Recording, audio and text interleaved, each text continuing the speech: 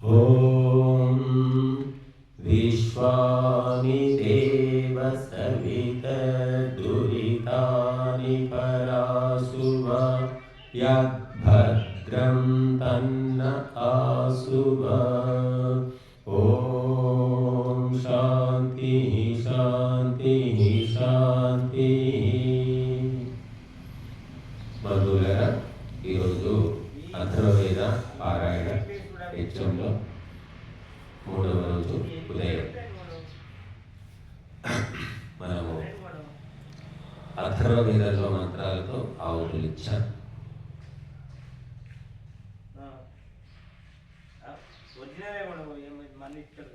ఈరోజు రేపు శివరాత్రి. మరి ఈరోజు చదివిన మంత్రాల్లో ఒక మంత్రము శివ శబ్దంతో ఉన్నది. అది శివాభవ పురుషేభ్యో గోభ్యో అశ్వేభ్యః శివా శివాస్మై సర్వస్మై క్షేత్రాయ శివాన ఇహైధి అనే ఈ మంత్రంలో 4 సార్లు శివ శబ్దం వచ్చింది. ఈ మంత్రం ఏం చెబుతోంది మనకు? పురుషేభ్యః గోభ్యః అశ్వేభ్యః శివాభవ. ఇది ఆధ్యాత్మిక అర్థం తీసుకుంటే మనం హే పరమాత్మ, మానవులందరి కోసము లేదా ఆత్మలన్నిటి కోసము, గోవులన్నిటి కోసము, అశ్వములు అంటే గుర్రములన్నిటి కోసము నీవు శుభకరుడివి, శివకరుడివి కావాలి, మంగళమయుడివి కావాలి అనే కోరిక. అలాగే అస్మై సర్వస్మై క్షేత్రాయ శివ భవ, ఈ మొత్తము క్షేత్రము కోసము నీవు మంగళమయుడివి కావాలి. క్షేత్రం అంటే చుట్టూ ఉన్న ప్రదేశం కావచ్చు, మన శరీరం కూడా క్షేత్రమే. మనము పొలమును క్షేత్రం అంటారు. పొలంలో విత్తనాలు చల్లుతాం, పంట పోసుకుంటాం. ఈ శరీరం కూడా క్షేత్రమే. ఈ శరీరంతో కర్మలు చేస్తాం. ఆ కర్మఫలాలు మళ్ళీ శరీరంతో అనుభవించాలి. కాబట్టి ఇది కూడా క్షేత్రమే. మనస్సు ఒక క్షేత్రం. మనస్సులో కూడా ఆలోచనలనే, సంకల్పాలు, సంస్కారాలనే విత్తనాలు ఉంటాయి. వాటి వల్ల మొలకెత్తినటువంటి ఫలితాలు అనుభవించవలసింది. కాబట్టి మనసు ఒక క్షేత్రము, శరీరం ఒక క్షేత్రము, చుట్టూ ఉన్నటువంటి ఇల్లు, వాకిలి, పొలము అన్ని క్షేత్రాలే. ఇవన్నీ కూడా శివాభవ, మాకు శుభాన్ని కలిగించాలి. అలాగే శివ న ఇహైది, శుభంకరుడివై మాకు ఇక్కడికి, మా వైపు నీవు రమ్ము, మమ్మల్ని అనుగ్రహించు అని వేడుకుంటున్నాను. ఈ మాత్రాలు శివ అనే శబ్దము వేదంలో మనకు చాలాసార్లు మనం చూస్తాం. శివ, శంకర. ఇది రోజు మనం నమస్కార మంత్రం చెప్తున్నాం. ఓం నమః శంభవాయ చ మయో భవాయ చ, నమః శంకరాయ చ మయస్కరాయ చ, నమః శివాయ చ శివతరాయ చ అని నమస్కార మంత్రం సంఖ్యలో చెప్తాం. అగ్నిహోత్రం చేసినప్పుడు కూడా చివరిలో మనం చెప్తున్నాం. శివుడు, శంకరుడు, శంభు, ఇవన్నీ పేర్లు అందరికీ తెలిసిందే. చాలామంది పిల్లలు కూడా పెట్టుకుంటూ ఉంటారు. శివుడు అంటే మంగళకరుడు, శంకరుడు, శం అంటే సుఖము, శాంతిని కలిగించేవాడు. శంభు అంటే కూడా సుఖాన్ని, శాంతిని స్థాపించేవాడు, ఏర్పరిచేవాడు. కనుక భగవంతుడు సుఖశాంతులు ఇవ్వడానికే ఉన్నాడు. దుఃఖాలు, రోగాలు, బాధలు ఇవ్వడానికి భగవంతుడు లేడు. మరి ఇవన్నీ ఎక్కడి నుంచి వస్తున్నాయి అంటే ఇవన్నీ మనుషులు చేసిన కర్మల వల్ల, ఆలోచనల వల్ల వస్తున్నాయి. ఈ ప్రపంచాన్ని భగవంతుడు సుఖంగా, శాంతిగా సృష్టించాడు. కానీ మనిషి రాను రాను రాను రాను వేదాలు తెలియక, రకరకాల ఆలోచనలతో, రకరకాల సాంగత్యాలతో భ్రష్టు పెట్టిపోయి దుష్కర్మలు చేస్తూ ప్రపంచాన్నే సంక్షోభంగా మార్చేశాడు. ఈ ప్రపంచము స్వర్గం కావాలన్నా నరకం కావాలన్నా మనిషి చేతిలోనే ఉండేది. ఏ ఆవులు, గొర్రెలు, మేకలు, కుక్కలు, పందులు అవి ఏమీ చేయలేవు. వాటి పని ఏమిటంటే ఎలా పుట్టించాడో అలా బతుకుతూ ఆహారం తింటూ సంతానం కంటాయి అంతే. కూడబెట్టుకోలేము, దాచిపెట్టుకోలేము, ఒకరికి దానం చేయలేము, సత్కార్యాలు చేయలేము. ఇంకా వాటికి సంబంధించిన కర్మ తప్ప మరొకటి చేయలేదు. పిల్లి ఎలుకను చూస్తే పరిగెత్తుని పట్టుకోదు, కుక్క ఎలుకను చూస్తే పట్టుకోదు. కుక్క పిల్లికి మధ్య ఒక శత్రుత్వం కనబడుతూ, పాముకు ముంగిసకు మధ్య ఒక శత్రుత్వం. ఇవి మరి సహజమైన శత్రుత్వం అంటూ ఉంటాయి. కానీ ఇటువంటి సహజమైన శత్రుత్వం కూడా మహర్షులు ఉన్న ఆశ్రమాల లోపల అవి ఉండవు, కలిసి మెలిసే ఉంటాయి అని మనకు శాస్త్రాల్లో చూస్తున్నాం. కనుక ఎందుకంటే మహర్షులు లోక కళ్యాణం కోసము సాత్వికమైన భావనతో కర్మలు చేస్తూ ఉంటారు. అక్కడ రాగము, ద్వేషము ఏమీ ఉండవు. అంటే మన ఆలోచనలను బట్టే మనకు అవన్నీ కూడా సంభవిస్తూ ఉంటాయి. మనకు పరిచయం లేని వ్యక్తులు, సంబంధం లేని వ్యక్తులు, తెలియని వ్యక్తులు ఒక్కొక్కసారి మనల్ని కలుస్తూ ఉంటారు, మనకి ఏదో ఇస్తూ ఉంటారు, లేదు తీసుకుపోతూ ఉంటారు. ఎందుకు జరుగుతుంది అంటే అవి మన యొక్క గత జన్మ కర్మల ఫలాలు, ఆలోచన విధానము. మీ ఆలోచనను బట్టే మీ చుట్టూ వ్యక్తులు జమైపోతారు. గుర్తుపెట్టుకోవాలి. ఒక తాగుబోతు, ఒక వ్యక్తి, ఒక 17 ఏళ్ల వ్యక్తి, అతనికి ఏమీ తెలియదు, తాగడం తెలియదు, ఏమీ తెలియదు, చాలా మంచి వ్యక్తి. కానీ స్నేహితుల సాంగత్యం వల్ల క్రమక్రమంగా తాగుబోతుగా మారాడు అనుకోండి. తాగుబోతు అయిన తర్వాత అతని యొక్క చుట్టూరా అతనికి పరిచితులు కానీ మిత్రులు కానీ అటువంటి వ్యక్తులే ఏర్పడతారు. ఎందుకంటే అతని ఆలోచన, అలవాటు ఆ రకంగా ఉంది. ఈ సమయానికి తాగాలి, ఈ సమయానికి తాగాలి అని అతని ఆలోచనలు ఉంటాయి. కాబట్టి దానికి అనుగుణమైన వ్యక్తులే అతని యొక్క సాంగత్యంలో ఉంటారు. ఒక దొంగ ఉన్నాడు అనుకోండి, దొంగకు దొంగతనం ఎవరు నేర్పిస్తున్నారు చెప్పండి, ఆలోచించండి. ఎక్కడైనా స్కూల్ ఉందా, కోచింగ్ సెంటర్ ఉందా? ఏమీ లేదు. మరి దొంగ బుద్ధి నీకు ఎప్పుడు వచ్చిందో దొంగతనం చేయాలనే దురాశతో దొంగ బుద్ధి వస్తుంది. అంటే కష్టపడకుండా సుఖపడాలి. ఈ ఆలోచన ఎప్పుడు వచ్చిందో అప్పుడు దొంగతనం చేస్తారు. దొంగతనం చేస్తే చేయగానే ఎవరు కూడా సక్సెస్ కాదు, పట్టుకుంటారు, ఒక్కొక్కసారి కొడతారు, తిడతారు. అలా అలవాటు పడుతూ మెల్లిమెల్లిగా ఆ దొంగతనంలో మునిగిపోతాడు. అక్కడ చివరికి ఏమవుతుందంటే ఈ దొంగల యొక్క సాంగత్యం దొరుకుతుంది. గజ దొంగలు, చిల్లర దొంగలు, జోగు దొంగలు, బందిపోట్లు, ఇలాంటి పరిచయాలు పెరుగుతూ ఉంటాయి.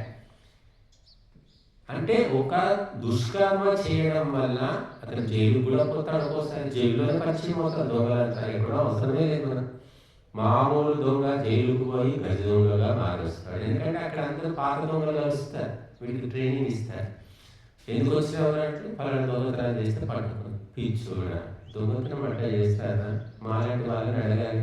నేను 30 ఏళ్ళ నుంచి దొంగతనం చేస్తున్నా, అసలు పట్టుబడలేదు తెలుసా. మొన్న కూడా ఇది కొన్ని కారణాల వల్ల నేను జైలు రావాల్సి వచ్చింది. ఇలా చేయొద్దు దొంగతనము, ఇలాంటి మెలకువలు ఉంటాయి, ఇలాంటి జాగ్రత్తలు తీసుకోవాలి వాడు చెప్తాడు పాత దొంగ. అందుకని ఈ దొంగలంతా కూడా జైలుకు పోయి ముదిరిపోయి వాళ్ళు ఇంకా పర్ఫెక్ట్గా తయారై వస్తూ ఉంటారు.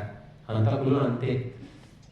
కాబట్టి ఎందుకు ఇదంతా జరుగుతుందంటే మనం ఎప్పటిదాకా పాడు ఆలోచన చేయమో అప్పటిదాకా పాడు పని జరగదు. పాడు పని చేస్తున్న కొద్దీ అటువంటి వ్యక్తులు మన చుట్టూ జమైపోతారు.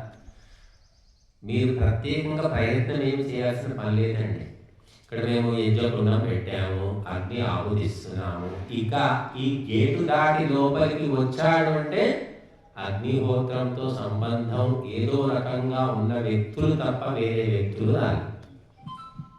ఎందుకంటే ఇక్కడ ఇది తప్ప ఇంకేమీ లేదు.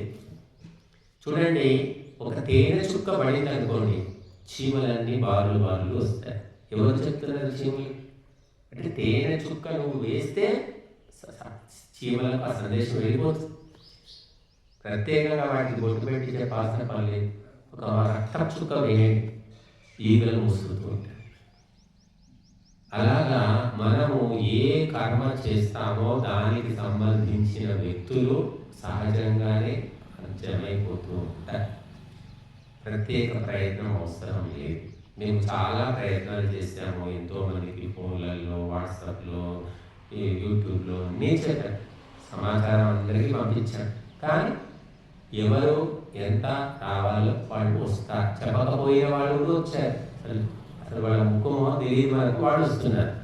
కాబట్టి ఇలాగా నెట్వర్క్ అనేది అట్లా కనబడకుండా వ్యాపించి ఉంది. కాబట్టి మనము సత్కార్యం చేసినా దుష్కార్యం చేసినా ఆ నెట్వర్క్ పనిచేస్తూనే ఉంటుంది. ఈ అబ్బాయి కూడా నాకు ఎవరో తెలియదు, రవికిరణ్ ఫోన్ చేశాడు. అసలు ఈయనకు చెప్పలేదు మనం అసలు, కానీ ఫోన్ చేసి ఆయనకి ఎలాగో సమాచారం దొరికింది, వచ్చాడు. అంటే ఎవరికి ఏ కర్మతో ఎటువంటి లాభం పొందాలో వాడికి బాకీ ఉంది అంటారు. ఆ బాకీ ఉన్న వాళ్ళంతా వెతుక్కుంటూ వస్తారు.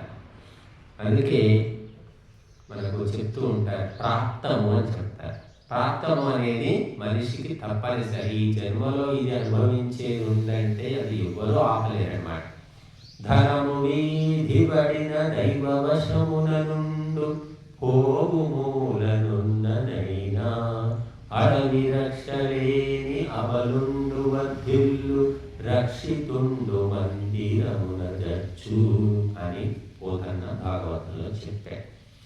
అంటే ధనము మనం కష్టపడి సంపాదించిన డబ్బు మూట తీసుకుపోతున్నాం, అది జారి పడిపోయింది, నువ్వు చూసుకోలేదు, వెళ్ళిపోయావు, ఎక్కడో 10 మైళ్ళు 20 మైళ్ళ దూరం వెళ్ళిపోయావు. ఇంటికి పోయాక చూసుకుంటే డబ్బు మూట లేదు. ఏమైంది? పడిపోయింది. అయ్యో పడిపోయిందని మళ్ళీ వెతుకుంటూ వచ్చావు. నీకది ప్రాప్తం ఉంటే, తప్పనిసరిగా బలీయమైన ప్రాప్తి ఉంటే అది అక్కడే పడి ఉంటుంది, నువ్వు మళ్ళీ తీసుకుంటావు.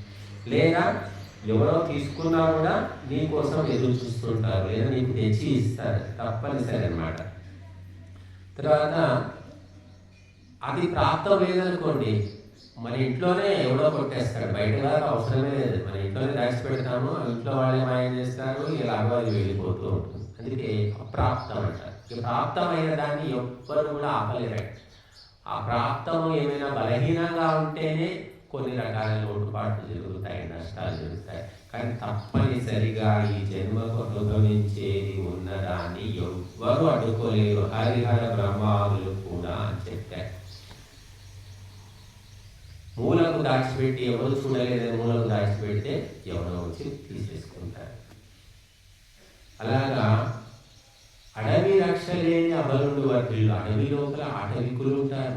అక్కడ ఏముంటుంది? ఆటవికులు పాములు తిరుగుతుంటాయి, తేళ్లు తిరుగుతూ ఉంటాయి, పుల్లు, చిత్తపుల్లు, కొండశీలువలు, సర్పాలు, ఎన్నో భయంకర పరిస్థితుల లోపల వాళ్ళు బతుకుతూ ఉన్నారు. వాళ్ళ కుటుంబాలు, సంతానము, వంశం నడుస్తూనే ఉంది. మరి ఇంట్లో అంత ఇంద్రభవనం లాంటి ఇల్లు కట్టుకొని ఉంటున్నాడు. మరి ఇంట్లో వచ్చింది ఒక సర్పం, మంచి డబుల్ కాట్ మంచం మీద పడుకొని ఉన్నాడు, వాడిని కాటేసి వెళ్ళింది. అడవిలోనే వాడిని ఏ సర్పము ఏమీ చేయట్లేదు. మరి ఎంతో గొప్ప అందమైన ఇంద్రభవనం లాంటి ఇంట్లో సర్పం వచ్చి కాటేసింది. ఇవన్నీ ఏమిటంటే కర్మ ఫలాలే ప్రాప్తము. నువ్వు కర్మలు చేసుకుంటావు కానీ మర్చిపోతాము. దొంగతనం చేసాం, దొంగ ఎప్పుడో కూడా దొంగతనం చేసి నన్ను జైల్లో పెట్టాలని ఆలోచిస్తే దొంగతనం యొక్క ఫలితము శిక్ష అనేది బాగా ఆలోచిస్తే వాడు చేయలేడు. కానీ వాడు ఆలోచించినంత మాత్రం శిక్ష పడదా అంటే పడవచ్చు, పడకపోవచ్చు. ప్రభుత్వము గమనిస్తే, రక్షక భటులు గమనిస్తే శిక్ష పడుతుంది. తెలివితోటి తప్పించుకొని పోతే శిక్ష పడదు కదా. దొంగతనం చేసి కూడా తప్పించుకొని బతికేవాళ్ళు ఉన్నారు. మరి వాళ్ళకి శిక్ష లేదా? గవర్నమెంట్ అయితే శిక్షించలేదు, ప్రభుత్వం ఎప్పుడు పట్టుకుంటే కదా, మనిషిని గుర్తుపట్టి పట్టుకుంటేనే శిక్ష. మరి వాడి శిక్ష లేదా? మరి వాడు ఏమిటి వాళ్ళ గతి అంటే, భగవంతుని యొక్క ఈ రాజ్యం నడుస్తూ ఉంది, భగవంతుని యొక్క న్యాయ వ్యవస్థ ఉంది, అది ఎవరు తప్పించుకోలేదు. ప్రభుత్వము శిక్ష వేయాలి, ప్రభుత్వం లేకపోతే అయిపోయింది, నేను బతికిపోయాను అనుకుంటే కుదరదు అని భగవంతుని వ్యవస్థ ద్వారా శిక్ష అనేది తప్పదు. కాబట్టి మనము ఈ ప్రాప్తము ఏమిటంటే కర్మఫలమే ప్రాప్తం. కాబట్టి సత్కర్మలు చేసుకుంటాం, యజ్ఞం చేయగానే ఏమొచ్చిందమ్మా? ఏమైనా వచ్చిందా మీకు? చెప్పండి. సంచి నిండిందా? కొంగు నిండిందా? ఏమైనా చేతిలోకి ఏమైనా వచ్చిందా? ఉన్నవన్నీ సమర్పించాము ఇక్కడ. దీని ఫలితం ఏమిటి? ఏమవుతుంది? బూడిద. ఈ బూడిద ఏం చేసుకోవాలి? ఎదురు చల్లుకోవడానికి, లేకపోతే నామాలు పెట్టుకోవడానికి. బుక్కుతామా? చెప్పండి. చిటికెడు తింటే ఎక్కువ, మొత్తం అయితే తినలేము. మరి యజ్ఞం యొక్క ఫలితము బూడిదేనా? ఇంకేమీ లేదా? సామాన్యుడు ఏమనుకుంటాడంటే యజ్ఞం చేస్తే బూడిదే, ఇంకా వాళ్ళంతా ఊరికే నెయ్యి మూస్తూ ఉంటారు, ఇంకా పరమాన్నము లడ్డూలు అవి కూడా బొమ్మలు వేసేస్తున్నారు వీళ్ళు, మాకు ఇస్తే మేము వారం రోజులు హాయిగా తినేవాళ్ళం కదా అంటారు. కానీ యజ్ఞం యొక్క ఫలితం ఏమిటి అంటే మనకు ధర్మశాస్త్రాలన్నీ చెబుతున్నాయి. ఒకటిగా వేదాలు, ఉపనిషత్తులు, బ్రాహ్మణ గ్రంథాలు, ఆరణ్యకాలు, దర్శనాలు, ఉపనిషత్తులు అన్ని, చివరికి రామాయణం, భారతం కూడా యజ్ఞం యొక్క మహత్వం చెప్తుంది. ఆయు ప్రాణం ప్రజా పశుం కీర్తిం ద్రవిణం బ్రహ్మవర్చసం, ఇన్ని సప్త సంపదలు యజ్ఞముతో కలుగుతాయని చెప్తున్నారు. సీతమ్మ మరి రామలక్ష్మణులు మనం అందరం పూజిస్తున్నాం. సీతారాముల గుడి లేని ఊరేది. మరి రామయ్య ఎక్కడి నుంచి వచ్చాడు అంటే పుత్రకామేష్టి యజ్ఞము ద్వారా ఉద్భవించాడు అందరికీ తెలుసు. మరి ద్రౌపది పాండవ పత్ని, ఆమె ఎలా పుట్టింది అంటే ఆ ద్రుపదుడు అంటే ద్రౌపది యొక్క తండ్రి పేరు ద్రుపదుడు. అతనికి సంతానం లేక అనేక కాలాల పాటు ఇబ్బంది పడి ఈ పుత్రకామేష్టి యజ్ఞం చేస్తే ఈ ద్రౌపది అసలు పేరు కృష్ణ. ఆ కృష్ణ అనే ఆమె ఉద్భవించింది. తర్వాత తమ్ముడు ధృష్టద్యుమ్నుడు, ఇద్దరు పుట్టారు యజ్ఞం అనంతరం అని భారతం చెప్తుంది. కాబట్టి భారతంలో 3 కృష్ణులు ఉన్నారండి. అందరికీ ఒకరే కృష్ణుడు తెలుసు, గోపాలకృష్ణుడే తెలుసు. ఇంకొక కృష్ణుడు ఎవరు? ద్రౌపది పేరు కూడా కృష్ణ. అలాగే వ్యాసుని పేరు కూడా కృష్ణ ద్వైపాయనుడు, వ్యాసుని పేరు. 3 కృష్ణులు ఉన్నారన్నమాట. కాబట్టి ఈ అగ్నిహోత్రము యజ్ఞం యొక్క శక్తి గురించి ఎంత చెప్పారో మనము చెప్పలేము, అంతే ఇక్కడ చెప్పలేము. అన్ని రకాలుగా చెప్పారు. ఉత్తిష్ట బ్రహ్మణస్పతే దేవాన్ యజ్ఞేన బోధయ, ఓ బ్రాహ్మణోత్తమా లే, నడుకట్టు, దేవతలను యజ్ఞముతోటి మేలు కొలుపు అంటుంది మంత్రం. దేవతలు ఎక్కడున్నారు? స్వర్గంలో ఉన్నారు. అంటే ఎక్కడో ఉన్నారు, ఇక్కడ లేరా అంటే మన శరీరమే దేవాలయము, మన శరీరమే దేవరథము, మన శరీరమే దేవసభ. ఈ శరీరం, మానవ శరీరంలో 3 కోటి దేవతలు ఉన్నారు. అలాగే గోవు యొక్క శరీరంలో ఉన్నాం. అందుకే ఆవులు దేవత అంట. ఆవులో సమస్త దేవతలు ఉన్నారు. మనకు అధర్వేదంలోనే వస్తుంది గోసూక్తం. అలాగే మానవ శరీరంలో కూడా దేవతలు ఉన్నారు. కానీ ఈ దేవాలయం లాంటి పవిత్రమైన మానవ శరీరాన్ని దయ్యాల కొంపలాగా మనిషి చేశాడు. చూడండి, ఒక దొంగ, ఒక హంతకుడు, ఒక వ్యభిచారి, ఒక పాపాత్ముడు, లంచగొండి ఎవరైనా కావచ్చు, సంతానం పుడుతుంది వాడికి. పెళ్లి చేసుకుంటారు, పిల్లలు పుడతారు. ఆ సంతానము పవిత్రమా అపవిత్రమా అంటే పుట్టేటప్పుడు ఎలా పుడుతున్నాడు? కాళ్ళు, చేతులు, కళ్ళు, ముక్కు అన్నీ శుద్ధిగానే పుడుతున్నాడు. పుట్టగానే ఎవరు రక్తం తాగడం లేదు, పుట్టగానే మాంసం తినడం లేదు, పుట్టగానే దొంగ కొడుకు దొంగతనం చేయట్లేదు. కానీ క్రమక్రమంగా ఇవన్నీ అలవాటు చేస్తాము. పుట్టగానే ఉప్పు కూడా ఎవరు తినట్లేదు, ఉప్పు కూడా అలవాటు చేసిందే. పుట్టగానే అందరూ స్వీకరించేది పవిత్రమైన పదార్థం ఏమిటంటే పాలు, తల్లి పాలు లేకుంటే ఆవు పాలు. అంటే పవిత్రం. మహర్షులు కూడా కేవలం ఆవుల పాలు తాగి బతికేవాడు. ఆవులు పెంచుకునేవాళ్ళు ఆశ్రమాల్లో. పెంచుకోవడం అంటే మనలాగా కొట్టారు కట్టి పెట్టుకోవడం కాదండి. ఆశ్రమంలో ఆవులు ఉంటే అవి పొద్దున్నే అడవికి పోయేవి, అడవిలో తిరిగి మేసి మళ్ళీ ఆశ్రమానికి వచ్చి ఆ పాలు పిండుకునేవాడు. ఇలాగా మనము ఎరువులు, పురుగులు, మందులు వేసిన గడ్డి కారం పెట్టి కాదు, అడవిలో మూలికలు, ఔషధులు, పవిత్రమైన గడ్డి తిని ఆ పాలు ఇస్తే ఆ పాలు తాగిన మహర్షులు మరి ఎన్నో వందల ఏళ్ల పాటు జీవించి వేదాలను అర్థం చేసుకొని తపస్సు చేసి మోక్షాన్ని స్వర్గాన్ని సాధించారు. అందుకే పౌరాణికులు చెప్తుంటారు, నరకము స్వర్గము నరకము పోవాలంటే వైతరణి అనే నదిని దాటాలంటే ఎలా దాటాలంటే ఆవు తోక పట్టుకొని దాటాలి అని చెప్తుంటారు. అందుకని ఆవును దానం చెయ్యంటారు. ఆవును దానం చేయడం ఏమిటి అంటే ఆవు ద్వారానే మన బుద్ధి శుద్ధి అవుతుంది, మన సప్తధాతువులు శుద్ధి అవుతాయి. శుద్ధమైన మనస్సుతోటి అప్పుడు నీకు మోక్షం వస్తుంది. కనుక మన ఆవు పాలు లేవు, ఇప్పుడు ఆవులే లేవు అసలు, ఇంకా ఆవు పాలు ఎక్కడ? అందుకని అందరికీ బుద్ధి భ్రష్టు పెట్టిపోయింది. ఒకప్పుడు 10 మంది పిల్లల్ని కానీ గంపెడు పిల్లల్ని కానీ బతుకమ్మా అని చెప్పేవాడు, దీవించేవాడు. కానీ ఇప్పుడు ఎవరు దీవించేవాళ్ళు లేరు. దీవిస్తే ఎవరే గంపెడు పిల్లలు ఏం చేసుకొని ఎత్తి కొట్టుకోవడానిక ఉన్న ఒక్కడితోటే వేగుతున్నాం, గంపెడు ఎందుకు, బోడి ఆశీర్వాదాలు ఎవరిమన్నారే మాకేం అవసరం లేదని కూడా అంటారు. ఎందుకంటే ఆ బుద్ధి పోయింది, ఓపిక పోయింది, శక్తి. అన్ని శక్తులకు మూలము గోమాత, అన్ని శక్తులకు మూలము అగ్నిహోత్రము, 2 మొలకు పెట్టేశాం. ఇక అన్ని శక్తులకు మూలము గాయత్రి మంత్రం. అది కూడా ఎవరికి వచ్చిన వాళ్ళు చాలా తక్కువ. బట్టి అసలైనటువంటివన్నీ పక్కన పెట్టేశారు. ఇంకా దేవతలను యజ్ఞముతోటి మేలుకొల్పు. అంటే మన శరీరంలో దేవతలు ఉన్నారు, మనస్సులో ఉన్నారు. మరి ఎలా మేలుకొల్పాలి అంటే శరీరము శుద్ధి చేయి, మనస్సును శుద్ధి చేయి, జీవితాన్ని శుద్ధి చేయి. నీలో ఉన్న దేవతలు అప్పుడు పవిత్రంగా ప్రకటితమవుతారు. అద్దంలో నీ ముఖం చూడాలనుకుంటున్నావు, కానీ అద్దానికి దుమ్ము పట్టింది. దుమ్ము ఎవరు పట్టించింది కాదు, నువ్వే దుమ్ము చల్లావు.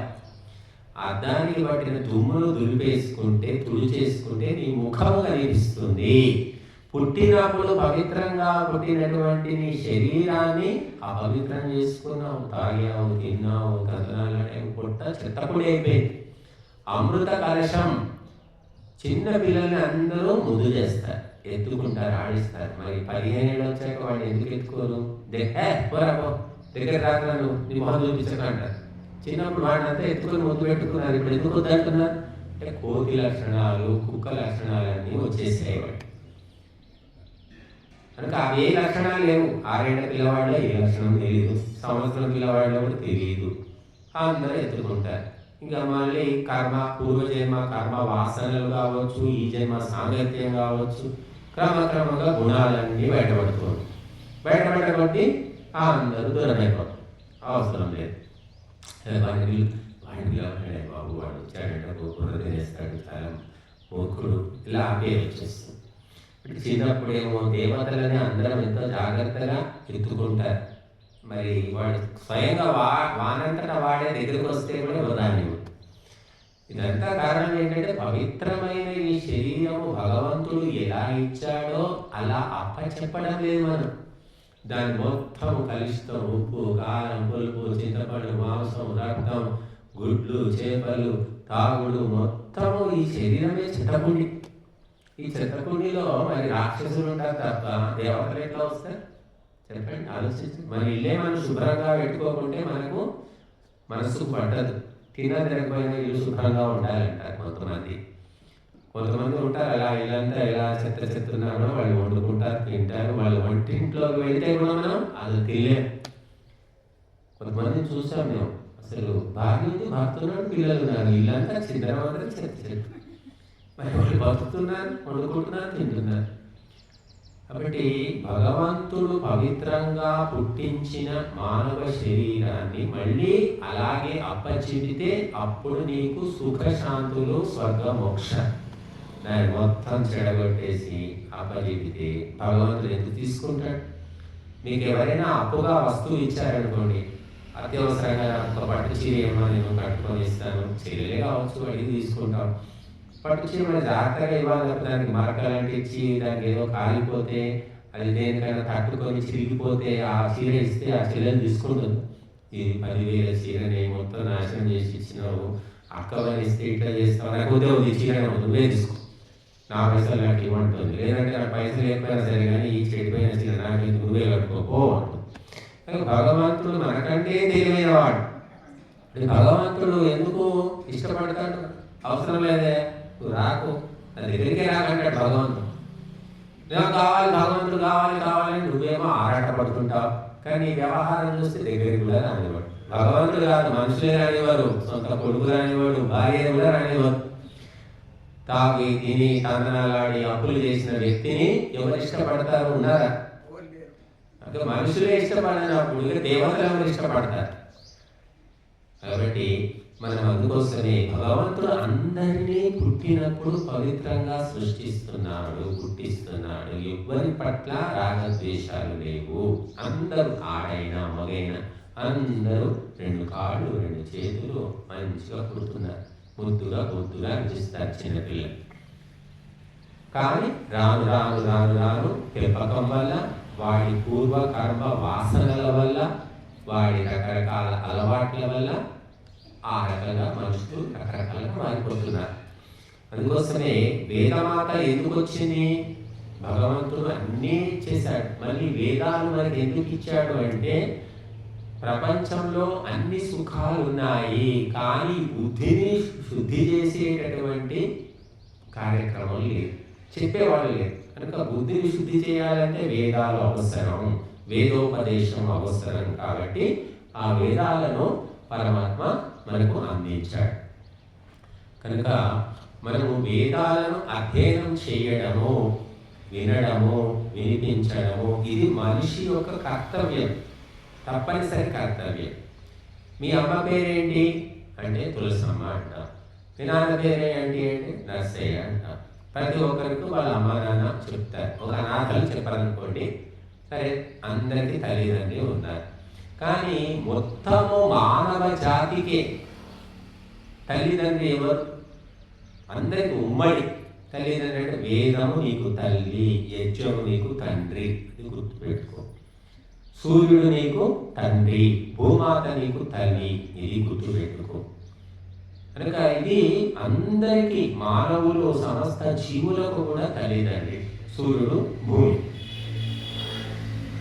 ఇది తెలియక అందరూ కూడా నువ్వు వేరు నేను వేరు, నేను వేరు నువ్వు వేరు అనుకుంటున్నావు. మరి భూమి సూర్యుడు ఎలాగ తల్లిదండ్రి అందరికీ అంటే, మొట్టమొదలు ఈ ప్రపంచాన్ని పుట్టించినప్పుడు పరమాత్మ దివ్యమైన ఆత్మలు ఉద్భవించాయి. అంటే వాళ్ళే మహర్షులు అంటారు.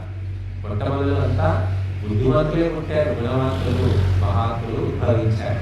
ఎక్కడి నుంచి పుట్టారు అంటే, వాళ్ళు తల్లి కడుపులో నుంచి పుట్టలేదు. తల్లి కడుపులో నుంచి పుట్టారంటే 9 నెలలు తల్లి కడుపులో మగ్గాలి, మాగాలి, ఉడకాలి. బట్టి వాళ్ళు పవిత్ర ఆత్మలు కాబట్టి వాళ్ళు ఈ భూమాత యొక్క గర్భం లోపల ఒక అండం, ఆ హిరణ్య గర్భం అంటారు, అటువంటి గర్భాలు ఆ భూమాత గర్భంలో ఏర్పడ్డాయి. వాటిని సూర్యరశ్మి వల్ల ఆ అండములు కుదగబడి అందులో నుంచి యవ్వనం లోపల మహర్షులు ఉద్భవించారు. పసిపిల్లలుగా పుట్టలేదు. వయసు అంటే 20-24 ఏళ్ల వయసుతో వాళ్ళు ఉద్భవించారు. అంటే సమస్త శక్తియుక్తులతో వాళ్ళు ఉద్భవించారట భూమాత గర్భంలో నుంచి. అందుకని భూమి నీకు తల్లి. ఎందుకంటే మన తాతల ముత్తాతలు మహర్షులు కాబట్టి ఆ పరంపర నుంచి మనకు వచ్చాం. కాబట్టి మనం తల్లి కడుపులో పుట్టినప్పటికీ మొదలు పుట్టినటువంటి వాళ్ళు భూమాత గర్భంలో నుండి వచ్చారు. కాబట్టి పరోక్షంగా పరంపరగా భూమాతకు తల్లి అయ్యింది. అలాగే సూర్యరశ్మి వల్ల అండాలు పొదగబడ్డాయి కాబట్టి ఆ సూర్యుడు పరోక్షంగా నీకు తండ్రి. ఇక మిగిలిన తల్లిదండ్రుల పరంపర అనేది ఇది వ్యవహారంలో ఉన్నటువంటిది. కనుక మనము తెలుసుకోలేనిది మనకు పరోక్షంగా జరిగింది ఇది. కాబట్టి ఆ రకంగా మాతా భూమిని పుత్రోహం పృథివ్యాః పర్జన్యః పితా అని వేదం చెప్తాం. సూర్యుడు తండ్రి. అందుకే మనం పొద్దులే సూర్య నమస్కారం చేస్తాం. భూమాత నీకు తల్లి. అందుకే మొట్టమొదలు లేవగానే భూమాతకు మొక్కేవాళ్ళు అప్పుడు. ఎందుకంటే అటువంటి సంస్కారం ఉండేది. ఇప్పుడు ఏమీ లేదు. భూమాతను తొక్కేవాళ్ళు ఉన్నారు, మొక్కేవాడు కూడా కనిపించడం లేదు. ఇంకా మొదలు లేవగానే భూమాతకు మొక్కి, తర్వాత భర్త ఉంటే భర్త కాళ్ళు మొక్కేవాళ్ళు ఆడవాళ్ళు ఒకప్పుడు. లేవగానే మొట్టమొదలు మంగళసూత్రం కాళ్ళకి అందుకొని ఆ భూమాతకు మొక్కి, ఆ భర్త పండుకొని ఉన్నా కూడా ఆ కాళ్ళు మొక్కి పోయేవాడు. నేను చూశాను ఇది చిన్నప్పుడు. ఇప్పుడు ఆ మంగళసూత్రము అది అవసరమైతే వెళ్ళి వేసుకుంటున్నారు, లేదు తీసి బూట్లో పెడుతున్నారు. ఏదైనా ఫంక్షన్ పోవాలంటే తీసుకెళ్ళడం, లేదంటే పెద్ద మోత బరువు ఎందుకు అన్నట్టు స్నానం చేస్తుంటే తీసేస్తున్నారు. ఇంకా వాళ్ళ ఇష్టం ఎప్పుడో తీసేస్తున్నారు. భూమాతకు మొక్కడం అంటే ఎవరో సంస్కారం ఉన్నవాళ్ళు మొక్కుతూ ఉన్నారు. కాబట్టి పృథ్వీ సూక్తము అని మనకి అథర్వవేదంలో వస్తుంది. భూమాత మనకి ఎన్ని రకాల సంపదలతో వసుంధర అని చెప్పారు. భూమాత అన్ని సంపదలు భగవంతుడు ఎవరికి ఇచ్చారంటే మహిళకి ఇచ్చాడు. ఆ తల్లి కడుపులో పెట్టాడు. భూమాత కడుపులో వజ్రాలు, రత్నాలు, మాణిక్యాలు, మరకతాలు, పగడాలు, నవరత్నాలు ఉన్నాయి. ఒక్క ముత్యాలు మాత్రం సముద్రంలో దొరుకుతాయి. అవి కూడా అడుగులు దాచిపెట్టాడు. చూడండి, భూమాత లోపల పెట్టాడు బంగారం, ఏంటి పంచలోహాలు. మరి కనబడే చెట్లకు పండు పెట్టినట్టుగా ఇవన్నీ ఎందుకు పెట్టే దేవుడు? పెడితే బాగుండేది కదా. అంటే కష్టపడకుండా సంపదలు రావు, నువ్వు తవ్వాలి, తవ్వి ఆ బంగారము వెండి అన్ని తీసి మళ్ళీ శుద్ధి చేయాలి. శుద్ధి చేసి ఆభరణాలుగా చేసుకుంటేనే అలంకరించుకుంటాం. ఇంత కష్టపడితే కానీ దక్కవు.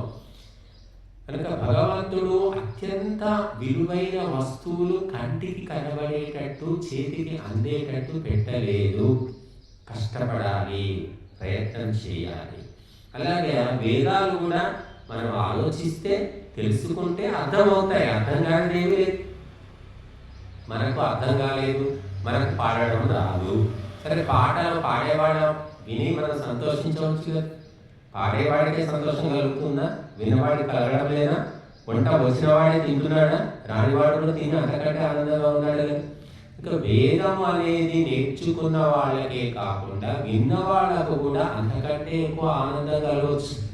పాడి పాడి అలసిపోతాడేమో కానీ విని విని ఎవరు అలసిపోరండి. వండి వండి అలసిపోతారేమో కానీ తిని తిని ఎవరు అలసిపోరు. చెప్పి చెప్పి మేము అలసిపోతామేమో కానీ విని విని అలసిపోరు. ఎందుకంటే ఇక్కడ చెప్పడానికి శక్తి కావాలి. వినే వ్యక్తి ఆ శక్తిని స్వీకరిస్తున్నాడు. శక్తి అనేది అతనికి ఇన్ఛార్జ్ అవుతుంది. కాబట్టి అతను అలసిపోడు. కాబట్టి మనకు పరమాత్మ ఈ సృష్టిని స్వర్గంగా మార్చడం కోసము వేదమాతను మనకు అందించాడు. వేదాలు లేకపోతే మనిషికి, జంతువుకి ఏమి తేడాలి? జంతు భావన అంటే జంతువులాగా మనిషి బతుకుతాడు. ఇంకా ఈ మధ్య కొంతమంది చెప్తున్నారు, మొట్టమొదలు ఆది మానవులు, అనాగరిక మానవులు ఉండేవాళ్ళు, వాళ్ళు బట్టలు కట్టుకునేవాళ్ళు కాదు, వాళ్ళు పచ్చి మాంసం తినేవాళ్ళు, వాళ్ళు నిప్పు రాజేయడం కూడా వాళ్ళకి తెలియదు, రాతి యుగంలో జీవించారు, ఏమో చెప్తూ ఉన్నారు ఇవన్నీ కథలు. కానీ మొట్టమొదలు సృష్టి ఆది లోపల మహర్షులు, దివ్యాత్మలు ఉద్భవించారు. వారు పరిపూర్ణమైన జ్ఞానంతో ఉన్నారట. వాళ్ళు 20-24 ఏళ్ల వయసులో భూగర్భంలో ఉద్భవించారు. ఏది చెయ్యాలి, ఏది చేయకూడదు, ఎలా ఉండాలి, ఎలా ఉండకూడదు, ధర్మాలన్నీ తెలుసుకున్నటువంటి ఆత్మ. వాళ్ళ పరంపర చివరికి ఇలాగ మనం మారారు. మీరందరూ ఆలోచించండి, మనకంటే మన తాతలు ముత్తాతలు ఎంతో సంతోషంగా, ఆరోగ్యంగా, ఆయుష్తో బతికారు. మనం బతకడం లేదు. రేపు ఎట్లా గడుస్తుందో, ఎవరు చూస్తారో, ఎవరు చూడరో, ఏమవుతుందో అని ప్రాణాలు అరచేతిలో పెట్టుకొని బతుకుతున్నారు ఇప్పుడు. పూర్వం ఎవ్వరు అలాగా టెన్షన్లు లేవు, యాంగ్జైటీ లేదు, ప్రెషర్ లేదు, ఏమీ లేదు. 10 మంది 15 మంది ఇంట్లో ఉండేవాడు. ఎవరికి చాతరైన వాళ్ళు చేసుకునేవాడు, ఎవరు వంతులు పెట్టుకునేవాడుగా. మొన్నటి దాకా కూడా చాలా మంది ఇంట్లో 4 తోడుకోణాలు ఉండేవాడు. అత్తగారు ఏది చెప్తే అది నోరు చూసుకొని వినాల్సిందే, ఎదురు చెప్పేదే లేదు. 4 కలిసి మెలిసి ఎవరికి తోచింది వాళ్ళు చేసుకుంటూ ఉండేవాడు. ఇప్పుడు అత్త లేదు, కోడలు లేదు, ఆడపిల్ల ఎవరు లేదు, లింగులు ఇటుకు భార్య భర్త. ఆ పిల్లలేమో 4-5 ఏళ్ళు పెంచాక వాళ్ళని తల్లిదండ్రులు వేస్తున్నారు హాస్టల్ నుంచి కాలేజ్ నుంచి విదేశాలకు కూడా వెళ్ళిపోతాడు. ఇక వీళ్ళిద్దరు కూడా దిక్కుమంటుంటూ ఉంటూ ఉన్నారు. కాబట్టి మహర్షులు ఏర్పరిచిన వ్యవస్థ వేదాల ఆధారంగా ఏర్పరిచారు. మానవుడు పరిపూర్ణమైన సుఖశాంతులు పొందాలంటే ఏమిటో అటువంటి వ్యవస్థ ఉండేది. ఒక 40-50 ఏళ్ల కింద దాకా ఉండింది. అంతా పోయింది. ఇంగ్లీష్ చదువులు పెరిగిపోయిన తర్వాత నీతులాత్మనేంటి, నీతో నాకు అవసరం ఏంటి, నేను ఒక్కడిని బతుకుతాను, నాకు ఎవరు అవసరం లేదు అనే స్థితి వచ్చింది నాకు. కానీ ఒకడు బతకలేడు, కానీ డబ్బుతో బతకొచ్చు అని ఈ వ్యవస్థ నిరూపిస్తుంది. డబ్బు ఉందనుకోండి, డబ్బులు బారేస్తే మనిషి దొరుకుతున్నాడు, పని మనిషి దొరుకుతున్నాడు, వంట మనిషి దొరుకుతున్నాడు, డాక్టర్ దొరుకుతున్నాడు, అన్నీ దొరుకుతున్నాయి కదా డబ్బుతో. ఇంటికే తెచ్చి వస్తువులు ఇస్తున్నారు. మీరు ఫోన్లో చెప్తే ఆర్డర్ మెస్, వండుకునే బాధ లేదు, గిన్నెలు తోమే బాధ లేదు. ఆర్డర్ మెస్ చెప్తే వాడు తెచ్చి ఇచ్చేస్తాడు. ఇంకా నెక్స్ట్ వచ్చేది ఏమిటంటే ఆర్డర్ మెస్లో కూడా ఇంకా సూపర్ ఆర్డర్ మెస్ ఏంటంటే వాడు తెచ్చి తినిపించి మూతి కడిగి వెళ్ళిపోతాడు. ఆ రోజు కూడా వస్తుంది. కాబట్టి ఇలాగ డెవలప్మెంట్ అంటారు, దీనే డెవలప్మెంట్ అంటారు. ఇంకా కలిసి ఉండాలి, ఉమ్మడి కుటుంబము అనేది మనకు వేదాలు చెప్తున్నాయి. ఈరోజు మనం చదివిన మంత్రాల లోపల సామరస్య సూక్తం అని వచ్చింది. మనకు సామరస్య సూక్తము మనకు చాలా ప్రపంచానికి అవసరమైన గొప్ప భావనలు అందించింది. ఏం చెప్తుంది? మా భ్రాత భ్రాతరన్ ద్విక్షన్, అన్నదమ్ములు పరస్పరము ద్వేషించుకోకూడదు అని మంత్రం చెప్తుంది మనకు. తర్వాత మా స్వసారముతస్వస, అక్క చెల్లెళ్ళు ఒకరినొకరు వ్యతిరేకించుకోకూడదు, గొడవ పడకూడదు. సమ్యంచ సవ్రత భూత్వా, అంటే చక్కగా వ్రతధారణ చేసి చక్కటి వాచం వదత భద్రయా, భద్రమైనటువంటి మాటలను మాట్లాడుకోవాలట. అన్న చెల్లెళ్ళు తమ్ముడు ఎవరైనా ఇంట్లో కుటుంబ సభ్యులందరూ. ఇక్కడ వేదమానం చెప్తుంది. ఆ పరంపర ఎప్పటిదాకా ఉంది?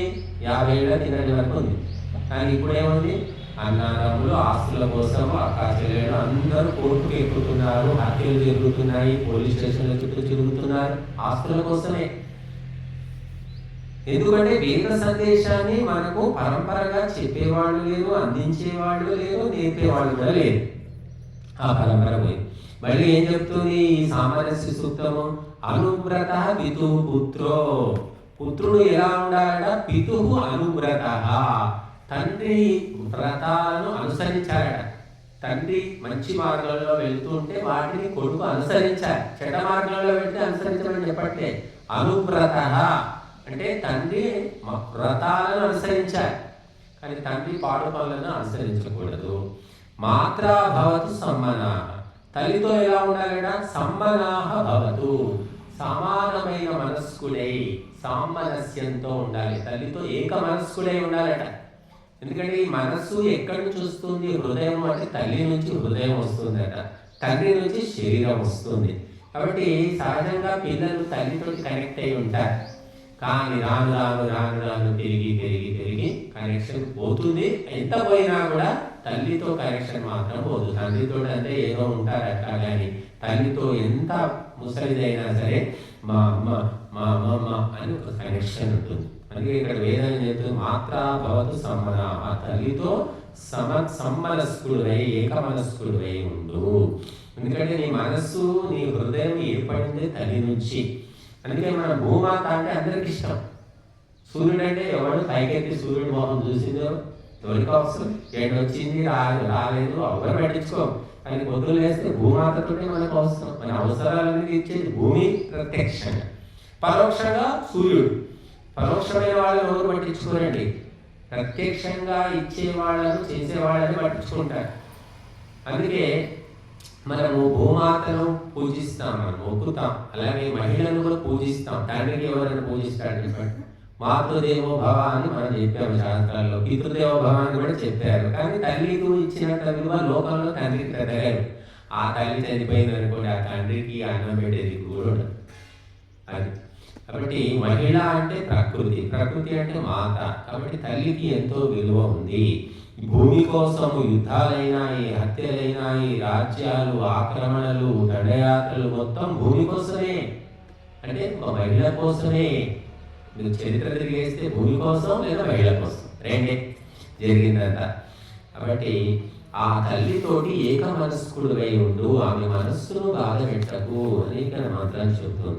తర్వాత జాయా పత్యే మధుమతి వాచం వదతు శంతివాం, అంటే జాయ అంటే భార్యనట, పత్యే అంటే భర్తతో ఎలా ఉండాలట? మధుమతి వాచం వదతు శంతివాం, తేనె వంటి తీయటి శాంతికరమైన మాటలు మాట్లాడాలి. భార్య భర్తతో. చూడండి, భార్యనే మాట్లాడాలని చెప్తుంది, భర్త మాట్లాడలేడు. భర్త తీయటి మాటలు భర్తకు రావు, చెప్పలేడు ఆయన. భార్యకు ఆ శక్తి ఉంది కాబట్టి నువ్వు వినియోగించుకో, మంచి మాటలు చెప్పు, అతని మనస్సుకు శాంతిని కలిగించు అని చెప్తుంది. ప్రత్యేకంగా ఒక ఆర్డర్, వేదమాత ఆర్డర్. ఎంతమంది భార్యలు ఇప్పుడు మాట్లాడుతున్నారు, కఠినంగా మాట్లాడుతున్నారు. పో తీసుకురాపో, మనిషి కాదా నిలబడలేదు అని ఇలాగ కఠినంగా మాట్లాడుతున్నారు. ఏమండి పోయి తీసుకురండి, దయచేసి తీసుకురండి, నాకు తిరగలేదు అంతేను అంటాడు. లేదండి ప్లీజ్ దయచేసి తీసుకురండి, ఏమి ఆశ పెట్టుకున్నారండి, నీ ఎవరికి చెప్తానండి. ఇలా బతిలాడుకొని ఏదో మంచి మాటలతో దానికి తెచ్చుకోవాలి. ఆ శక్తిని భగవంతుడు మహిళలకి ఇచ్చాడు. ఇప్పుడు చూడండి, చిన్న పిల్లవాడు పుడితే ఆ ఉయ్యాల్లో వేసి ఊపుతూ పాట పాడేది తల్లి పాడేది. తండ్రి వాడినట్టు ఎక్కడైనా చరిత్రలో ఉందా, ఇక ముందైనా ఉంటుందా? పాడితే తల్లే పాడాలి. ఎందుకంటే తల్లికి ఆ బిడ్డకు ఏక మనస్కత, ఒకటే మనసు నుంచి వాళ్ళు ఏర్పడ్డారు. అందుకే గర్భవతిని సంస్కృతంలో దౌహృదిని అంటారు. గర్భవతి అందరికీ తెలిసిన పేరే, కానీ ఇంకొక పేరేంటి దౌహృదిని అంటే రెండు హృదయాలు కలిగినటువంటిదట. గర్భవతికి రెండు హృదయాలు, ఒకటి ఆమె హృదయము, రెండవది కడుపులో ఉన్న ఆ బిడ్డ యొక్క హృదయం. రెండు ఆమెకి కనెక్ట్ అయి ఉన్నాయి. అందుకే గర్భవతికి రకరకాల కోరికలు, రుచులు కావాలనిపిస్తూ ఉంటుంది. ఏంటి మొన్నటాక బాగానే ఉంది, ఏంటి కొత్త కొత్త రుచులు అడుగుతుంది, ఇది ఏమంటుంది అదేమంటుంది అంటే ఆమె అడగడం లేదు, ఆమె కడుపులో ఉన్న శిశువు ఆమె ద్వారా కోరికలు తీర్చుకుంటున్నాడు.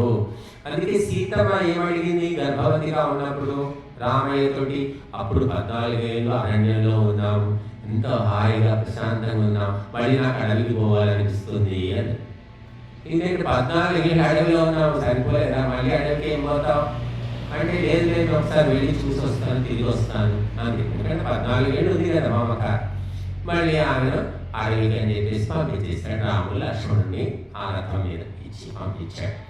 అలాగా మరి భార్య చేయగలదు కాబట్టి భగవంతుడు ఇక్కడ ఆజ్ఞ ఇచ్చాడు. మధుమతి వాచమడు, మధురమైన తీయటి మాటలతో నీ పని కానిచ్చుకో. ఆడవాళ్ళు పోరాటాలు చేయవలసిన అవసరం లేదు, తిట్టవలసిన అవసరం లేదు, గొడవపడవలసిన అవసరం లేదు. కేవలము తీయటి మాటలతోటే నువ్వు ప్రేమ సామ్రాజ్యాన్ని స్థాపించు. ఆ శక్తి నీకు ఇచ్చాడు. నీ తీయటి మాటలతో పాటలతో నీ బిడ్డ నీకు బానిసగా పడి ఉంటాడు. ఆ పాటలు పోయినాయి, జోల పాటలు లేవు, ఏ పాటలు లేవు. ఆ పిల్లలు అలాగే తయారు శుష్క హృదయాలు అంటారు. అంటే డ్రై హార్ట్స్, ప్రేమ లేదు, దయ లేదు, శాంతి లేదు, అటువంటి పిల్లలు పుడుతూ ఉన్నారు. ఎందుకంటే తల్లికి లేదు, బిడ్డకి ఎక్కడి నుంచి వస్తుంది? ఒకప్పుడు జోల పాటలు, మా చిన్నప్పుడు మా ఇంట్లో ఒక పని అమ్మాయి ఉండేది. ఆ అమ్మాయి మా ఇంట్లో మేము 6 అందరికీ మా అమ్మగారు ఒకరు పెంచలేదు కదా, ఒక 10 మనిషి తోడుగా ఉండేది. ఆమె ఒక పాట పాడుతూ ఉండేది, ఉయ్యాలి మా తమ్ముడిని ఊడితే పాట పాడుతూ ఉండేది. నాకు బాగా గుర్తుంది ఇప్పటికి.